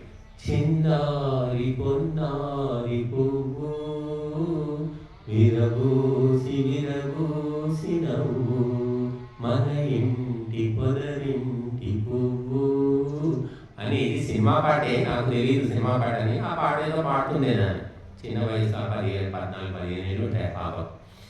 అలాగా ఏదో ఒక పాట అనమాట. ఆ పాట అనేది మనిషికి ఏంటంటే శాంతిని కలిగిస్తుంది. మీరు 1 2 గంటలు పాట కచేరీ చేస్తే వినగలుగుతాం. 2 గంటలు 3 గంటలు ప్రవచనాలు చెప్తే వినడం కష్టం. కానీ నేను భీమ్గల్లో 2 గంటలు ప్రవచనం చెప్పాను శ్రీరామనవమి రోజు. అందరూ కదలకుండా కూర్చొని విన్నారు. అది రికార్డ్ చేసి ఇందులో కూడా పెట్టేసాము. అంటే అది అందరికీ సాధ్యం కాదు, కానీ పాట మాత్రము తప్పకుండా వినగలుగుతాం. మనం ఎంతసేపైనా వినగలుగుతాం. మరొకటి, పాటలు గుర్తుంటాయి మనకు, ఎందుకంటే రాగ తాళబద్ధంగా ఉంటాయి. మొత్తం లైన్లు మనం గుర్తుపెట్టుకోగలుగుతాం. ప్రవచనాలు ఎంత విన్నా కూడా మొత్తం మనకు గుర్తుండవు, కొన్ని పాయింట్స్ మాత్రమే గుర్తుంటాయి. పాట ఏమిటంటే ఆది నుంచి అంతం దాకా మొత్తం గుర్తుపెట్టుకోగలుగుతాం. అందుకే భగవంతుడు ఏం చేశాడంటే ప్రవచనాలు చెప్పలేదు, ఇక్కడ వేదాలను మంత్ర రూపకంగా ఇచ్చాడు. మంత్రం అంటేనే పాట. ఇందులో స్వరం అనేది ఉంటుంది, ఛందస్సు ఉంటుంది మంత్రంలో. దీన్ని మనం 10 సార్లు చదివితే నోటికి వస్తుంది. ఓం స్వస్తి న ఇంద్రో వృద్ధశ్రవాః స్వస్తినః పూషా విశ్వవేదాః. ఇలా మంత్రం 10 సార్లు వింటే నోటికి వస్తుంది. భగవంతుడు కూడా పాటల రూపంలోనే జ్ఞానాన్ని అందించాడు. పాటతోటే మనిషి జీవితము. మొట్టమొదలు తల్లి జోల పాటతో మొదలైందంటే చివరికి వేదమాత ఈ మంత్రం అనే పాటతోటి మన జీవితాలు ముగిసిపోవాలి. కాబట్టి మరి భగవంతుడు ఈ మానవ సమాజానికి వేదమాతను అందించాడు. నువ్వు తల్లి చేయి వదిలిపెట్టి 10 ఏళ్లకు 15 ఏళ్లకు సొంతంగా తిరుగుతా, స్వయంగా తిరుగుతా. కానీ వేదమాత చెయ్యిని వదిలిపెట్టి నువ్వు సొంతంగా ఎప్పటికీ జీవితంలో తిరగలేవు. తిరిగినా కూడా పరిపూర్ణమైన శాంతిని పొందలేవు. అంటే ప్రతి అవస్థలో వేదమాత చెయ్యి పట్టుకుని ఉండాల్సింది. బ్రహ్మచారిగా, గృహస్థుడిగా, వానరస్థిగా, సన్యాసిగా, బ్రాహ్మణుడిగా, క్షత్రియుడిగా, వైశ్యుడిగా, శూద్రుడిగా, మానవ మాతృలు ఎవరికైనా వేదమాత చెయ్యి పట్టుకోకుండా ముందుకు వెళ్ళామంటే పరిపూర్ణ శాంతి మాత్రం దొరకదు. కాబట్టి ధర్మము, వేదమాత ఎవరు అంటే ధర్మమాత, ఆమె ధర్మానికి కేంద్రం. కాబట్టి అటువంటి వేదోపదేశాలను మన భారతదేశంలో తెలియజేసేవాళ్ళు, నిరంతరము వేదాలు వల్లవేస్తూ ఉండేవాళ్ళు, వేద పాఠము జరుగుతూ ఉండేది, వేద ఘోష వినిపిస్తూ ఉండే. గోదావరి తీరమంతా కూడా బ్రాహ్మణులు వేదాలు వల్లవేస్తూ ఉండేవారు.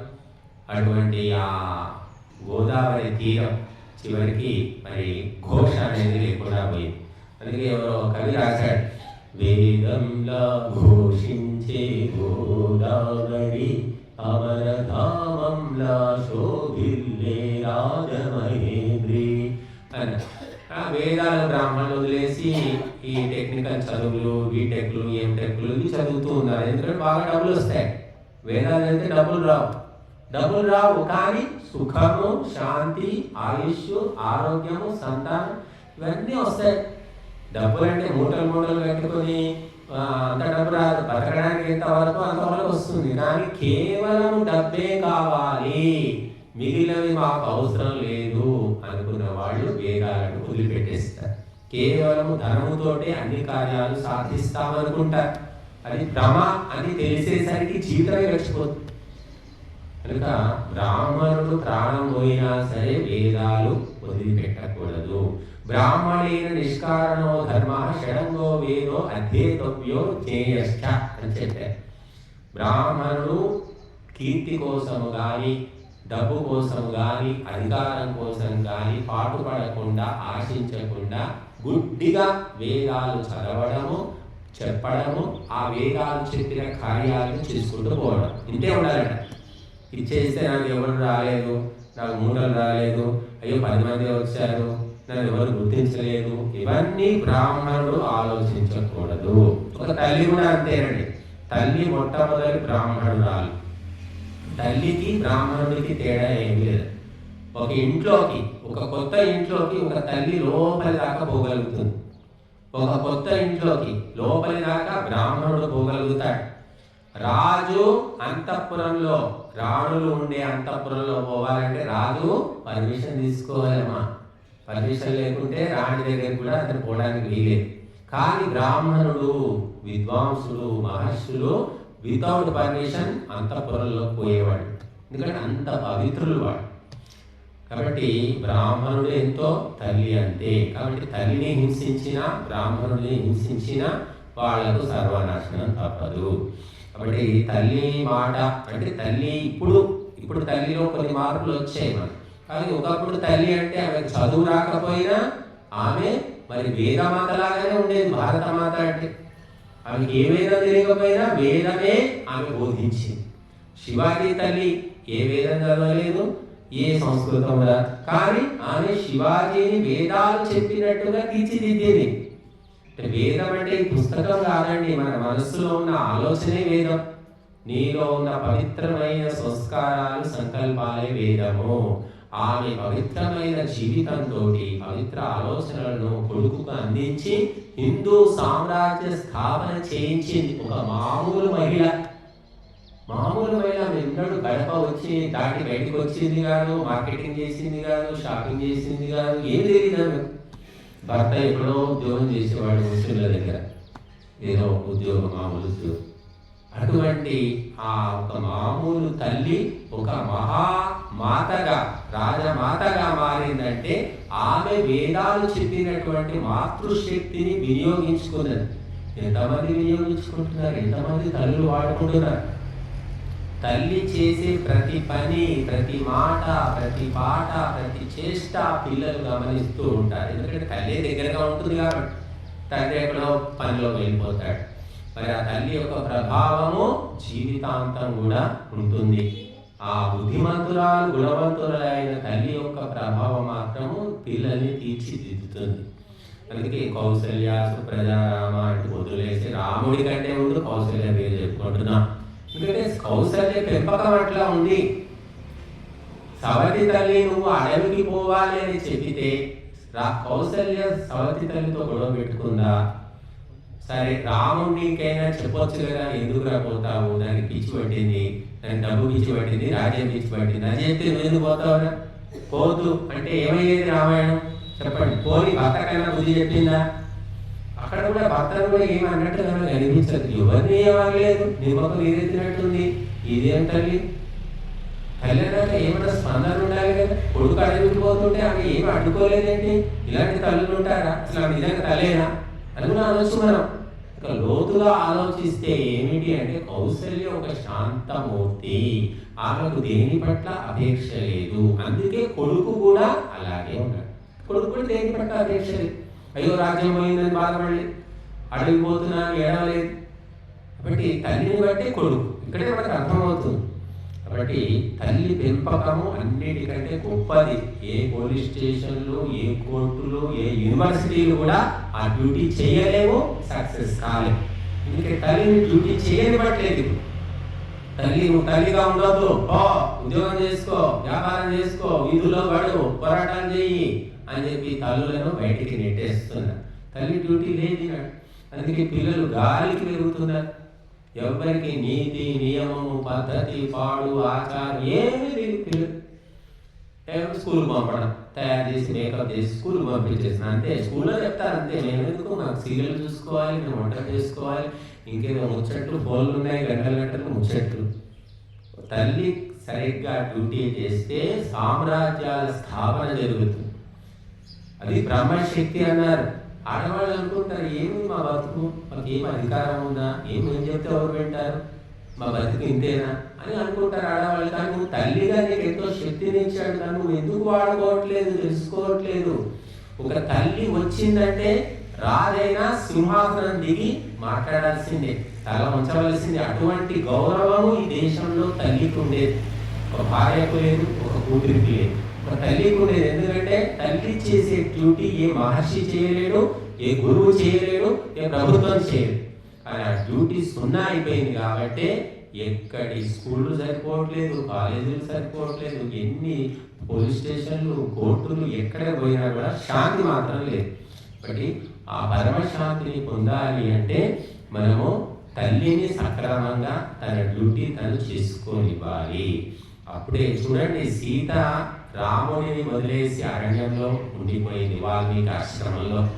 లవకుశులు పుట్టారు, కానీ రాముడి కంటే గొప్ప వీరులుగా తయారయ్యారు. ఎలా తయారయ్యారు అంటే ఆమె పెంపకం అలాగే ఉంది. నా భర్తను వదిలేశాడు అడవిలో అని ఏడ్చుకుంటూ కూర్చున్నా కూడా తన తల్లి కర్తవ్యాన్ని మాత్రం పక్కన పెట్టలేదు. అందుకే వాళ్ళు 10-12 ఏళ్ల వయసులోనే గొప్ప వీరులు, గాయకులు, లవకుశులు, గాయకులు. రామాయణాన్ని గానం చేస్తున్నారు వాళ్ళు. మళ్ళీ మహర్షి వాల్మీకి యొక్క సాంగత్యం. ఇలాగా తల్లి యొక్క శక్తిని తల్లే తెలుసుకోలేకపోతుంది ఈనాడు. ఎవరో ప్రభుత్వం వచ్చి చేయాలి, ఏదో పార్టీ వచ్చి చేయాలి, మా పుట్టినరోజు వచ్చి చేయాలి, ఎవరో వచ్చి చేయాలనుకుంటుంది. కానీ నీ దగ్గరే అన్ని శక్తులు ఉన్నాయి, అన్ని సంపదలు ఉన్నాయి అనే విషయము తల్లి గ్రహించుకోలేకపోతుంది. ఇది మరి కాల వైపరీత్యం అని చెప్పుకోవచ్చు. కాబట్టి ఈ మంత్రం మనకు మాత్రా భవతు సమ్మనాహ, తల్లితో ఏక మనస్కుడేవై ఉండు, తల్లి మనస్సును కష్టపెట్టకు అని మంత్రం చెప్తుంది. మనం ఒకటే మనస్సు ఉన్నవాళ్ళు, మనస్సు కలిసిన వాళ్ళు ఎప్పుడు ఒకరినొకరు బాధ పెట్టరండి. ఒకరి మనసు ఒకరు తెలుసుకొని వాళ్ళకి ఇష్టమైనట్టే వెలుగుతూ ఉంటారు. కాబట్టి తల్లిగా ఉన్నప్పుడు చెప్పిన మాట ఇది.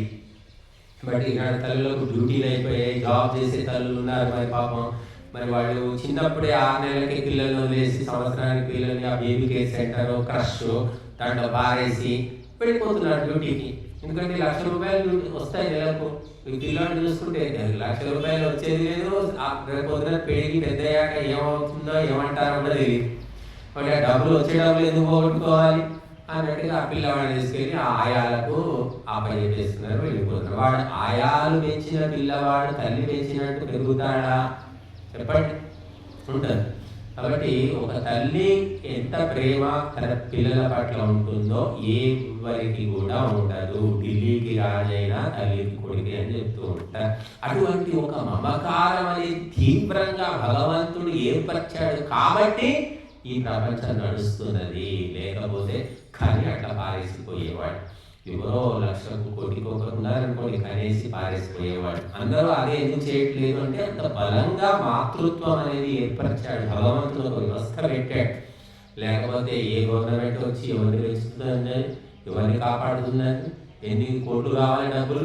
ఒక మనిషిని చూడాలంటే మామూలు విషయమా? మనం 100 మందికి, 1000 మందికి, 1,00,000 మందికి ప్రవచనాలు చెప్పొచ్చు కూర్చోబెట్టి. ఒక 6 నెలల పిల్లవాడిని మనం గంట సేపు జాగ్రత్తగా చూసుకోవాలి. విపరీతమైనటువంటి ఓపిక కావాలి, సహనము, ప్రేమ. గట్టిగా అరవడానికి వీల్లేదు, కొట్టడానికి వీల్లేదు, తిట్టడానికి వీల్లేదు. వాడి భాష రాదు, పాడు రాదు. మరి వాటిని అర్థం చేసుకొని ఎప్పుడు తినిపించాలి, ఎప్పుడు ఏం చేయాలి, ఎప్పుడు నిద్రపుచ్చాలి, ఇదంతా ఏంటిది? ఇంత భయంకరమైనటువంటి పరిస్థితిని ఒక తల్లి మామూలుగా గాలికి అలాగా ఏ మాత్రం కష్టపడకుండా ఒకరు కాదు, ఇద్దరు కాదు, 10 మందిని కూడా కలిగి పెంచుతున్నారు. బట్టి అందుకోసమే మన దేశంలో మాతృమూర్తి అనేది చాలా గొప్ప పదవి. అది ఎప్పటికీ ఏమంటారు, రిటైర్ కానటువంటి పదవి ఏమైనా ఉందంటే అది మాతృమూర్తి. అందుకోసమే ఒక తల్లి, ఒక 60 ఏళ్ళ తల్లి వచ్చింది అంటే ఒక ఆఫీసులో అమ్మగారు ఎవరో వచ్చారు, నిలబడింది, అమ్మగారు కూర్చోమని కానీ పని ముందు చేసి పెడతారు బుద్ధిమంతులైతే, సంస్కారవంతులైతే. కనుక మరి వేదాలు మనకు చెప్పిన ఉపదేశ పరంపర నుండి ఇటువంటి భావనలు మనకు అందాయి. వేదం చెప్తుంది మనకు. అలాగే ఇందులో చాలా ఈ సామరస్య సూత్రంలో ఒక మంచి కుటుంబం ఎలా ఉండాలో మనకు చక్కగా చెప్పారు. ఇంకా ఒక గొప్ప ఉపదేశం ఉంది. మీ ఖురాన్ అంటే ప్రపంచంలో ఉన్న మత గ్రంథాలు, ఖురాన్, బైబిల్, జన్ అవస్థ, బౌద్ధుల పిటకాలు, ఇలాగ ఎన్నో గ్రంథాలు ఉన్నాయి. వాటన్నిటినీ ఒక పక్కన పెడితే ఒక్క మంత్రం చాలన్నమాట అవన్నీ పనికి మాలని చెప్పడానికి. అంత గొప్ప ఉపదేశము ఇక్కడ ఈ మంత్రం చెప్తుంది మనకు.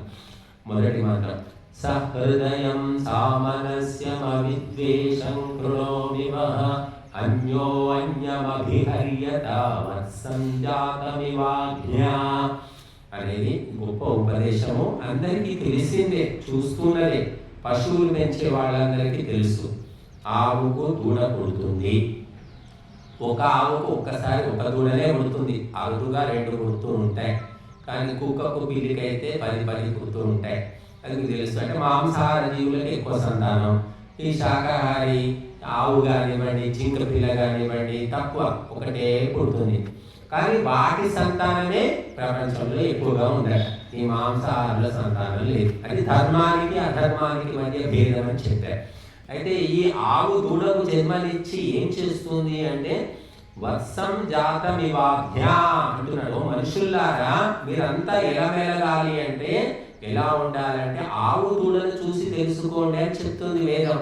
ఏ రకంగా అంటే అప్పుడే పుట్టిన దూడ అంటే ఆవుకు ఎవరు హాస్పిటల్స్ ఉండవు, డెలివరీ చేయడానికి ఎక్కడ డాక్టర్లు ఉండరు. ఆవు స్వయంగా తనకు అంటుంది. కన్న తర్వాత బాధపడి కన్న తర్వాత ఆ శిశువును మొత్తము, ఆ దూడను, మాంసము, ఒంటి మీద అంతా ఉంటుంది, మురికి అంతా ఉంటుంది. దాన్ని ఏం చేస్తుందంటే ఆవు మొత్తం నాటేస్తుంది, నాటి శుద్ధి చేస్తుంది.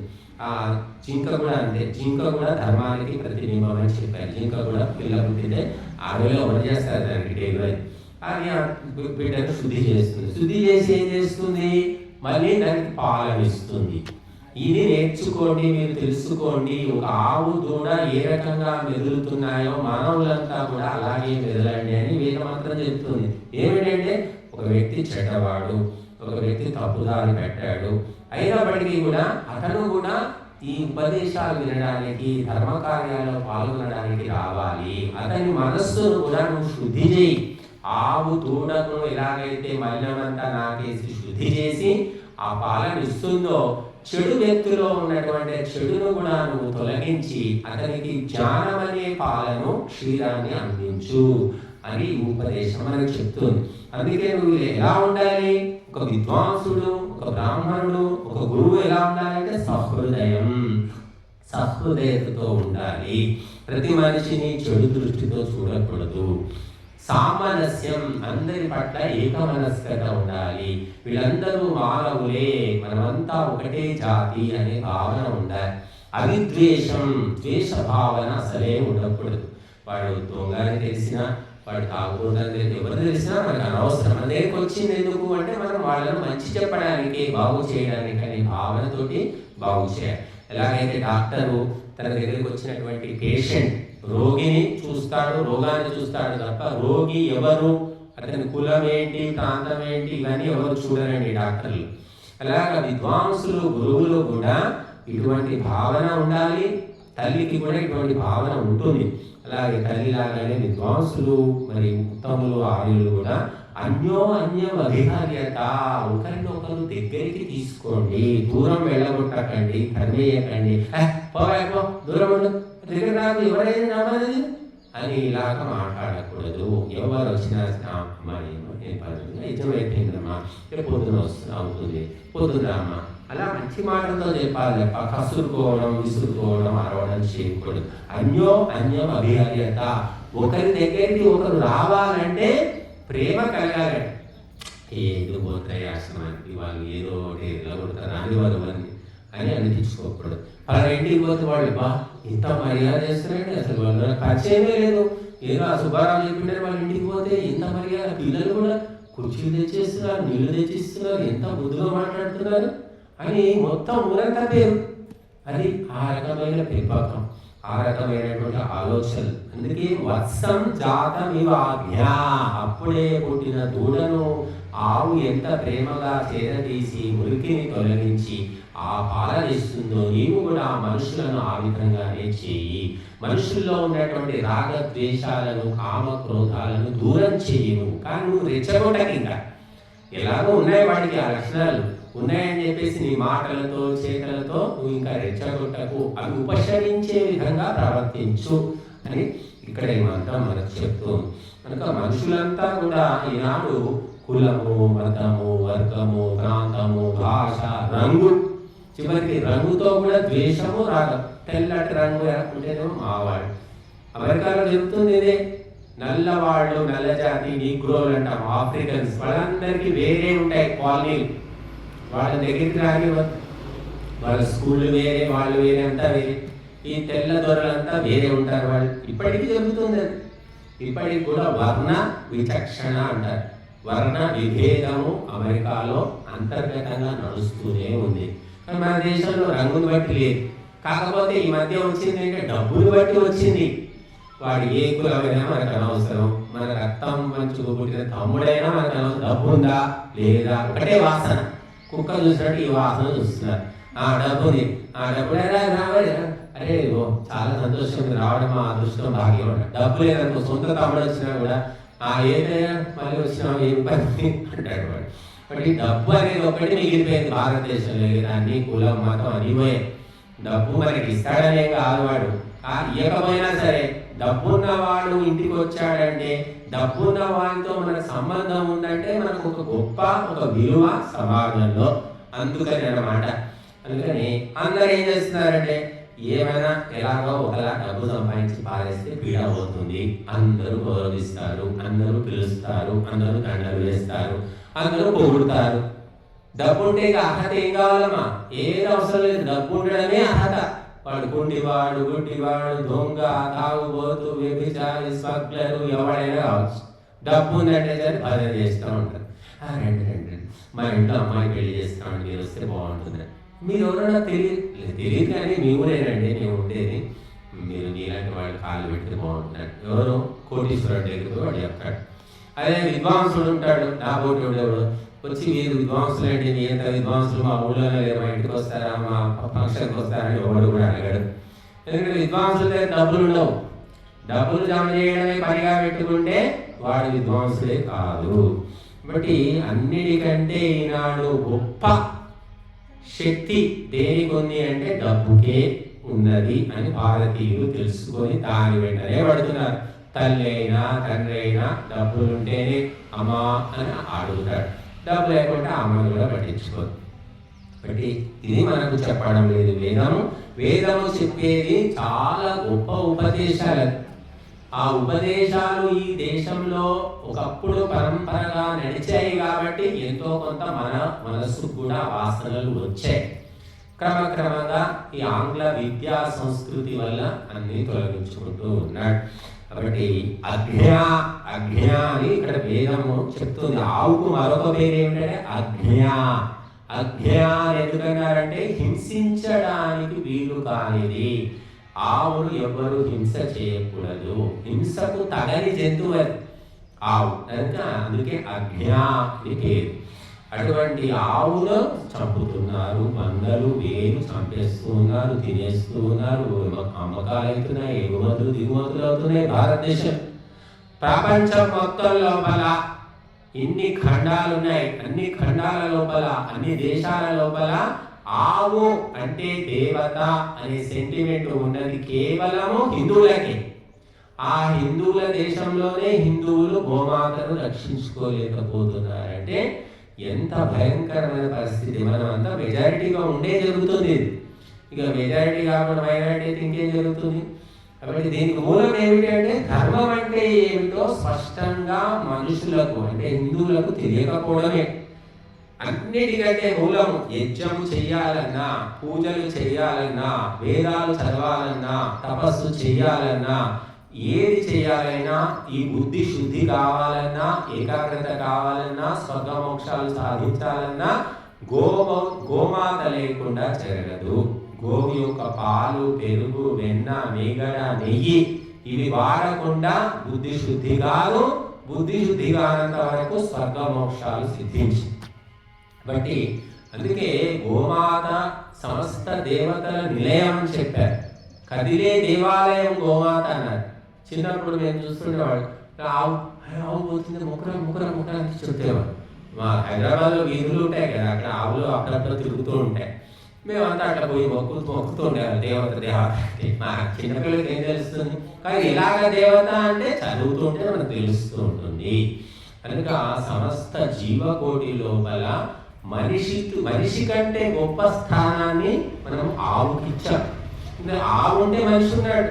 అందుకే ఏం చెప్తాం, గో బ్రాహ్మణేభ్యః శుభమస్తు నిత్యం అని చదువుతున్నాం. గోవు మొట్టమొదటి గోవు, తర్వాత బ్రాహ్మణుడు. గోవు లేకపోతే ఇక బ్రాహ్మణుడు ఎక్కడ? ఆవు పాలు తాగకుండా ఆవు ఏం వాడకుంటే ఇక బ్రాహ్మణుడు వేదాలు ఎక్కడ చదువుతాడు, అవి ఏం అర్థం అవుతాయి, ఏం చెబుతాడు? కాబట్టి గోవులను బట్టి బ్రాహ్మణుడు. అందుకే గోపుత్రుడు, ధర్మపుత్రుడు. ధర్మ రక్షణ చేయాలంటే ఆ గో సంపద ఉండాలి. శ్రీకృష్ణుడిని మనమంతా దేవతగా పూజిస్తున్నాం. ఏం చేశాడు శ్రీకృష్ణుడు? గోవులను కాచాడు ఆయన.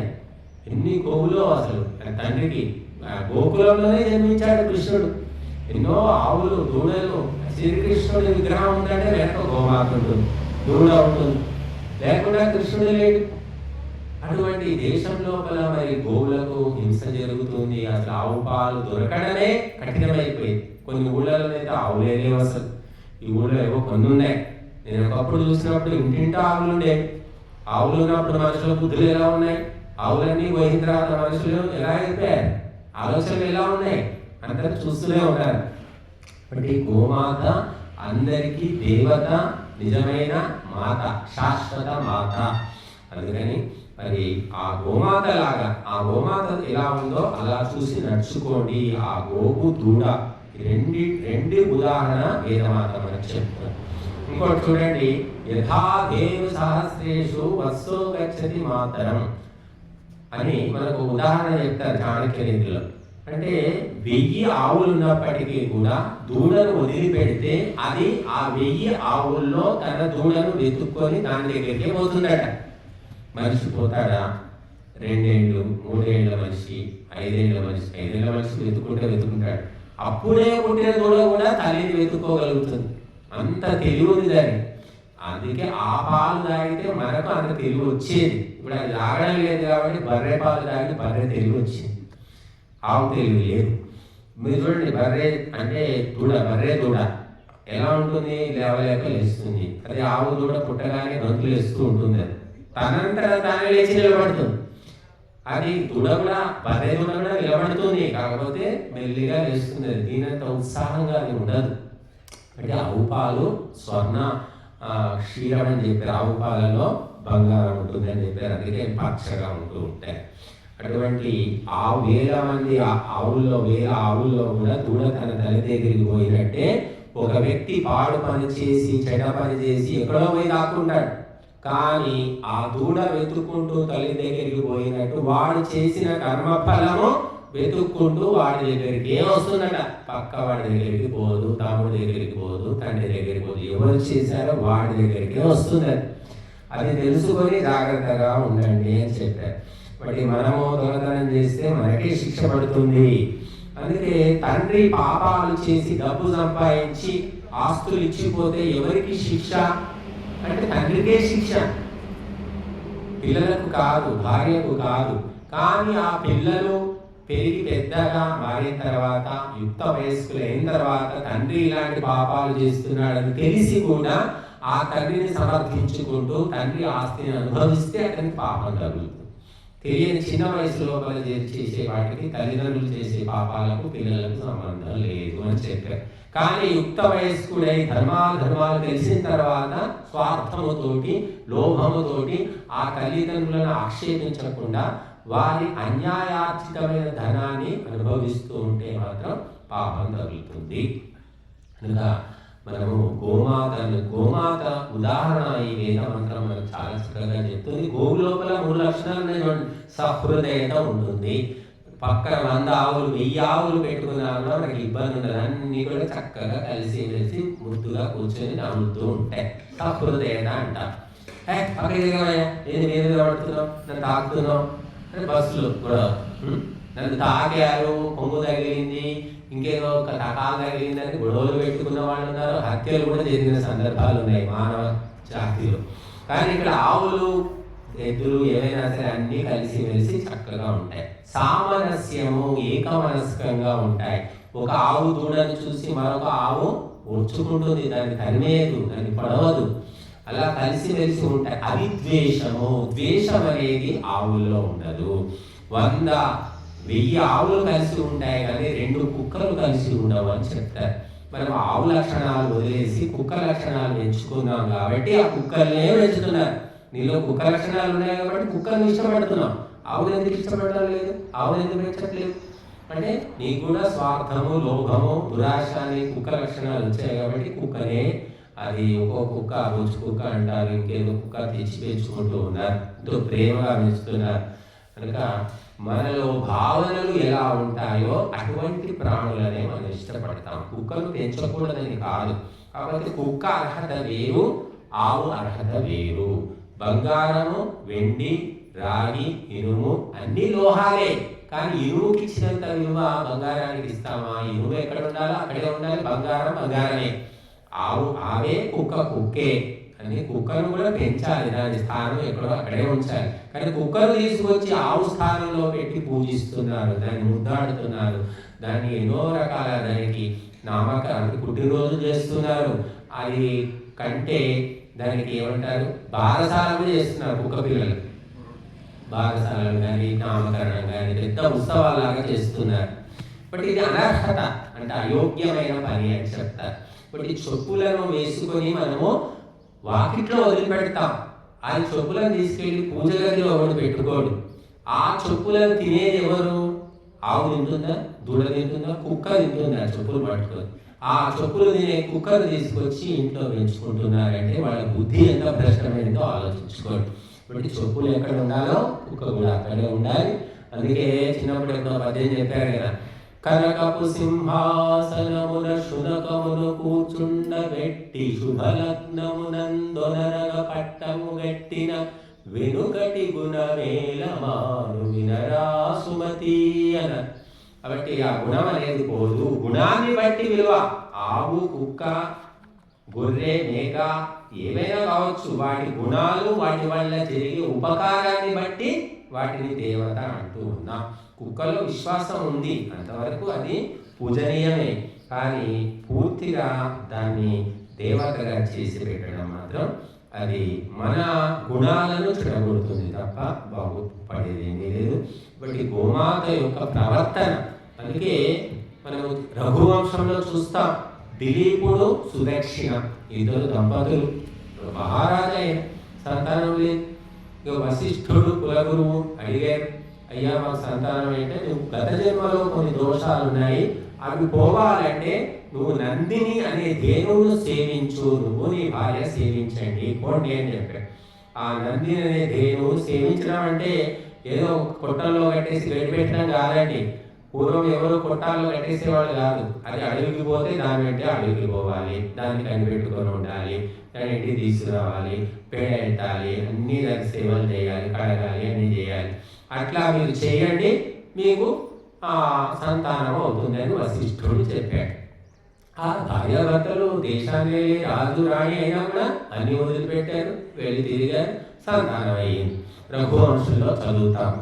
అలాగే కేవలము గోమాత యొక్క శక్తి వల్ల ఎన్నో మహత్కార్యాలు జరుగుతూ ఉంటాయి. అలాగా యజ్ఞం వల్ల శ్రీరాముడు ఉద్భవించాడు. కాబట్టి ఇవన్నీ దివ్య శక్తులు కలిగినటువంటి దేవతలు. యజ్ఞం ఒక దేవత, ఆవు ఒక దేవత, తల్లి ఒక దేవత, గాయత్రి మంత్రం ఒక దేవత. మరి ఇటువంటి దేవతలు ఉన్నప్పటికీ కూడా అష్టదరిద్రాలు ఎందుకు ఉన్నాయి అంటే దేవతల మహిమ తెలుసుకోవడం లేదు. రోజు ఏముందండి, 4 ఇటుకలు పెట్టి అది షెడ్ వేసుకున్నారు, 12 కుండాలు పెట్టుకున్నారు, ఏముంటుంది అక్కడ? అక్కడ ఎత్తుకుపోయేది లేదు, దాచిపెట్టుకునేది లేదు, దోచుకుపోయేది లేదు. అదే గుడిలో విగ్రహము, కిరీటాలు, నగలు, నాణ్యాలు, మళ్ళీ సీసీ కెమెరాలు, తాళాలు, తాళం చేతులు, దేవస్థానము, అధికారులు, అది ఉంగరం పోయింది, బొంగరం పోయింది, ఎన్ని గోలలో. ఇక్కడేమీ లేదు, నిశ్చింత. పట్టపగలైనా అర్ధరాత్రి అయినా ఎవరెత్తుకుపోయేదేమీ లేదు. కనుక ఎక్కడ నిర్భయత, అభయత్వం ఉంటుందో అది ధర్మము, ఎక్కడ భయం ఉంటుందో అది అధర్మము అని చెప్పారు. కాబట్టి యజ్ఞము మనకు త్యాగాన్ని, దానాన్ని, సేవను, సమర్పణను నేర్పిస్తుంది. ఈ యజ్ఞమే అందరి భయాన్ని పోగొడుతుంది. ఇంకా యజ్ఞానికి భయం ఎందుకు? కాబట్టి ఇటువంటి యజ్ఞయాగాలు జరగాలంటే గోమాతలు విశేషంగా ఉండాలి. గో సంపద ఎంత ఉంటే అంత దేశము సుభిక్షంగా ఉంటుంది, ప్రపంచంలో శాంతి స్థాపన కూడా జరుగుతుంది.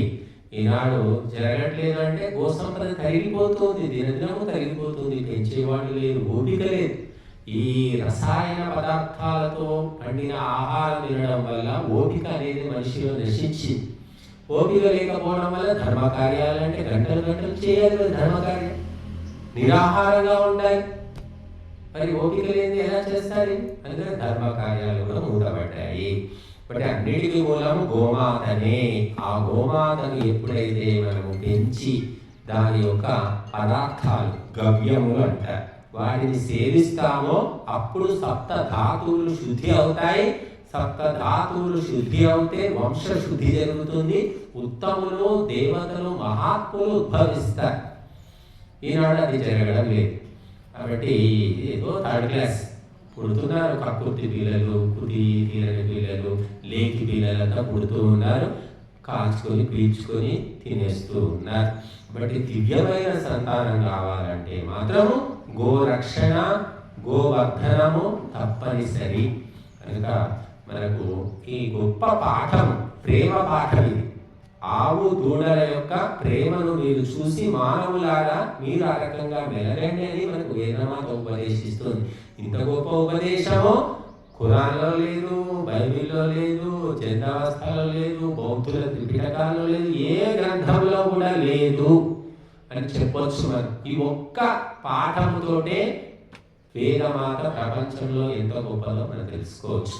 ఎన్ని 20,000 మంత్రాలు కూడా అవసరం లేదు, ఈ ఒక మంత్రం చాలని అడిగితే. కనుక ఆవు ఏ రకంగా తన దూడ యొక్క మలినాలను శుభ్రం చేసి ఆ క్షీరముతో, ఆ అమృతమయమైన పాలతో కడుపు నింపి దాన్ని ఎలా పెంచి పెద్ద చేస్తుందో, మానవులంతా అలా మెలగండి అని చెప్తుంది వేదం. కేవలం తల్లి బిడ్డలు అలా ఉండండి అని చెప్పట్లేదండి. మానవులు, పురుషులు, స్త్రీలు ఎవరైనా కావచ్చు, మానవ జాతి ఈ రకమైన ఆదర్శం తీసుకొని నడుచుకుంటే ఈ భూలోకము స్వర్గం అవుతుంది. కాబట్టి మనము ఆ గోమాత మనకు ఇచ్చే గొప్ప గుణపాఠం ఇది. మనం తెలుసుకొని ద్వేషం అనేది లేకుండా సహృదయతతోటి అందరితోటి మెలిగి మనము శాంతిని పొంది అందరికీ శాంతిని పంచిపెట్టాలి. అదే మానవ జన్మ యొక్క పరమార్థం.